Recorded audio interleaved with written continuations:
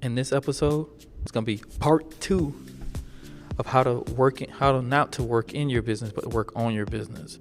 This is gonna be mainly over delegating decisions. The last one was delegating tasks. This is I would say easily the harder one. Sounds easier, harder, more expensive, and if you get it wrong, it hurts. But we're all here to test. And so but also too, saying that, I don't want to hear nothing too much. I'm not going to do it because it's hard. I'm scared. None of that stuff. None of that. But it is hard. I'm not going to lie to you though. All right, Eddie. Put me on, Eddie. Put me on. Yeah, so delegating decisions of the company. I think it's super hard because it hurts. Yeah, it does. And even sometimes, even to this day, sometimes I know I jump into things, and it was funny. Actually, I think it was like last week, one of the drivers, he knows that I'm one of the owners, and he walked up to me and he's like, hey, I need gas. I need gas in the vehicle. And I was like, okay. Yeah. And I was like, okay, that sounds good. I was like, just get with your dispatcher, and he'll help you out. Then he looked at me like, aren't you the owner? I'm like, yeah, I'm the owner. And he was a little puzzled because I guess he was expecting me to just say, oh, well, here goes a credit card. You go ahead and fill that thing up. And we have certain things that are like already in place that it gets done without me. But yeah, delegating certain tasks, it's a big thing because it literally takes out like the the day-to-day operation, even decision making of the company. Now, obviously, it's not going to make like the huge, big part decisions like that's going to like bankrupt you or anything like that. But it's going to be more so of like... Not yet. Those come later. Yeah, those come later, and we'll let you know how it goes. Because that's stage 3. We only on stage 2, so we can't tell you about stage 3 yet. But we will. Yeah, but stage 1 is delegating tasks. Stage 2 is delegating decision. Stage 3 is delegating the vision. And that's the only way that you live on and go move forward. Mm-hmm. And then stage 4, I don't even know there is a stage 4, but we'll make one up. I'm pretty sure there'll be one when we get there. We just don't know that part right now. So yeah. So as right now, you're supposed to be you, Eddie. Yeah. You're supposed to be taking over the vision of it, over everything, and that's kind of what you do. Vision. And then you take that vision and you work it with the person who's now going to be making micro decisions to start off first. You always start people with small decisions. Mm-hmm. And you can start them with those decisions while they're not in management beforehand. It could be something on there like, hey, it could be something simple. Like, hey, give them a small decision, what shirt they should wear. Give them 2 options. Let them start making small decisions, see how they do on small decision, and then if they do well on a small decision, give them a little harder decision. Talking about what time should we schedule certain things. If they make a good decision, then you go to the next. If they make a bad one, you educate them, and then you know where their level is, and then you keep them there until they make those decisions on a regular basis. So that's what I was looking to doing. But you want to kind of figure out where everybody's decision-making capacity is before you start diving into and just giving them anything. Because we had issues with we have people who make good decisions when it comes to themselves, mm-hmm. but will make bad decisions when it comes to dealing with other people.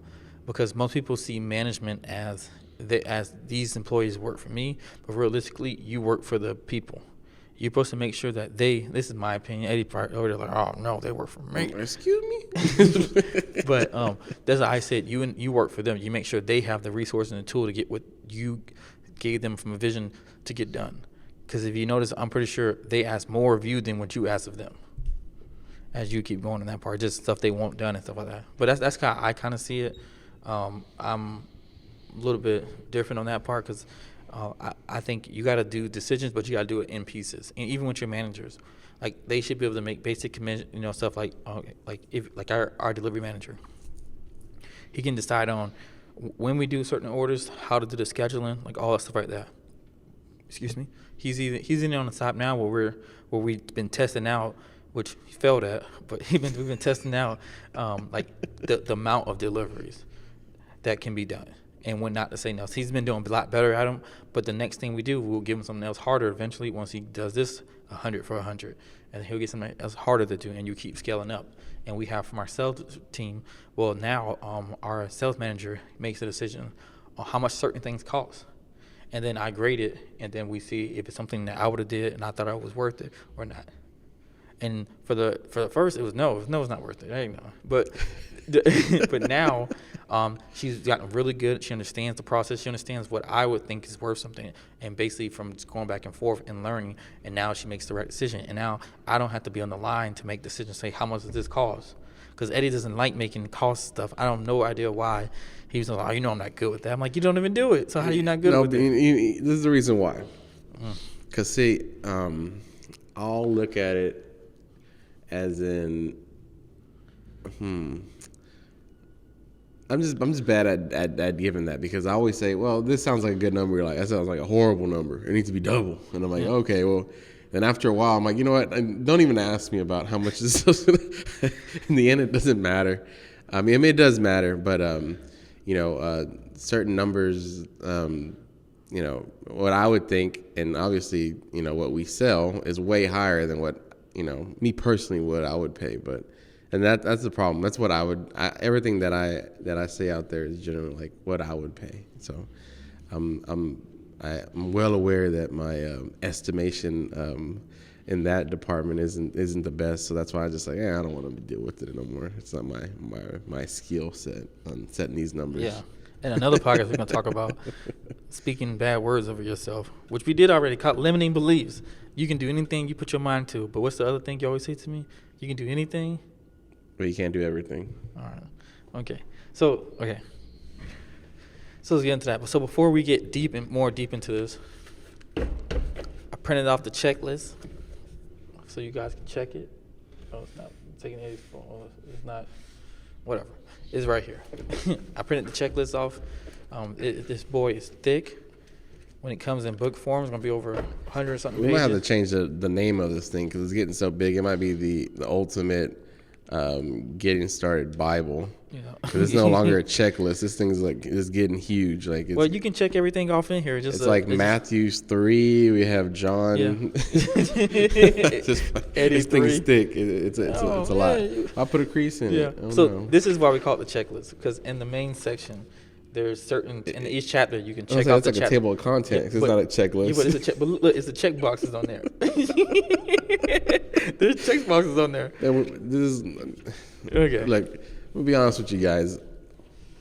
Man, we're giving you like a lot of good stuff, and this doesn't cost anything. Like $0. All it costs is an email. Like, this is a lot of work that we put in to write this bad boy for y'all, and like, this stuff's gonna save you a lot of times and headaches, and it'll ask you questions you may like, never thought about that. Yeah. And you're gonna get a lot further in this, and it's free. There's no catch or anything. It's like, I know nothing's free in life, and trust me, that's what I say too. But unfortunately, this one is free. This one is 100% free.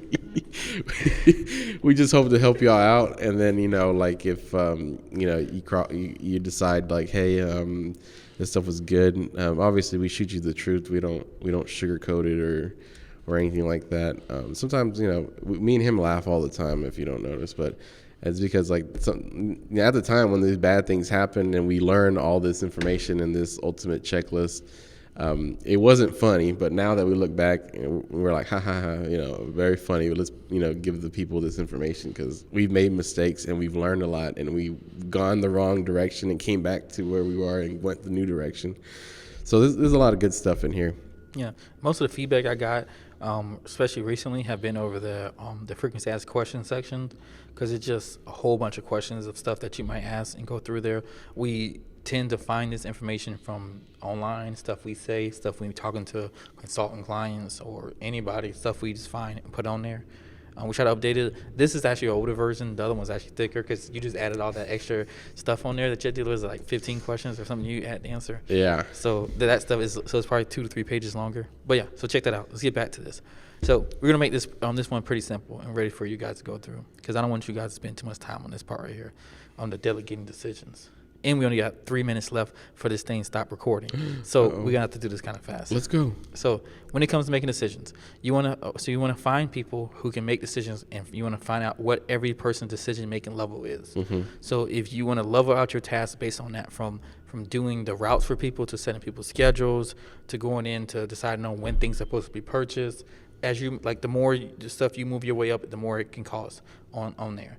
And even if you have a manager or a lead that manages people, and he might not manage money like physically going back and forth, he still does, because he's managing your biggest expense, which most time is people on there. No. Yeah, I agree with you. And another thing is just, like you see, going back to how you're saying, just see what their capabilities are. I always treat everybody like, because I have 4 kids, so I always treat them like, when they're first walking and they're learning, I have my hands right there and I'm ready for them, because they're going to fall. And when they do, I just I pick them up, and then I'm like, okay, this is the mistake you made, and this is what you. And generally, that's how we build managers, and we're just there to support them. And then once they're fighting the battles for the day-to-day battles, and your day is gonna get so much easier. Like I said, I used to get blown up every single day, and now it's to the point where like they maybe ask me 1 or 2 random questions a day or something like that, or maybe even a week. It just depends on how much they don't want to bother me. But yeah, just delegating the day-to-day tasks and the decision-making, because if it's not the decision-making, they're going to call you every single time when they think it's an important decision. Can we accept this order? Yeah. Can we do this? Yeah. And now those. Can I use the restroom? And now those decisions, like, people still ask those questions, they just don't ask them to us. Yeah. And even though we have a chat line, which we're going to talk about one day, just the top apps that we use, that has everything that goes through. And then other people who can make the decision on it, either Colby or Danica or Eris, which she don't really jump in and make those decisions, but she technically could make the decision, or Hans will make those decisions to be able to do those things. Now, certain things, when it comes to like what we're purchasing and stuff like that, if we have to purchase something. Yeah, that's all of us. Yeah. Now, if it's linens, we've already kind of made a thing where, like, this, if it's this pot, we're going to do it, and this is what it is. Yeah. If it's some type of items, we're going to do that. But even like that decision won't be made no more, because going forward, we're creating the actual what we're going to purchase this year, and then what scenarios things need to be asked and pull or get approval from. It's 1 minute left. Okay, all right, we got to go. In like 30 seconds. Let's go. So you'll be able to see that. So that's what we're going to do. So when they go to it, they'll just be like, okay, let me check the list. Are we going to get this? And when we kind of expect to get it, and we're going to get it, we can sell it. If we're not going to get it and it doesn't meet the other criteria, which, for us is going to be that is more than what your quote is cost, than the actual profit of the quote, then we won't do that. Now we're in the 60-something seconds. But all right. All right, well, it was good talking to you guys. Sorry we had to cut it short. But this is Eddie Sauceda. Xavier Kelly. And get that checklist. Now.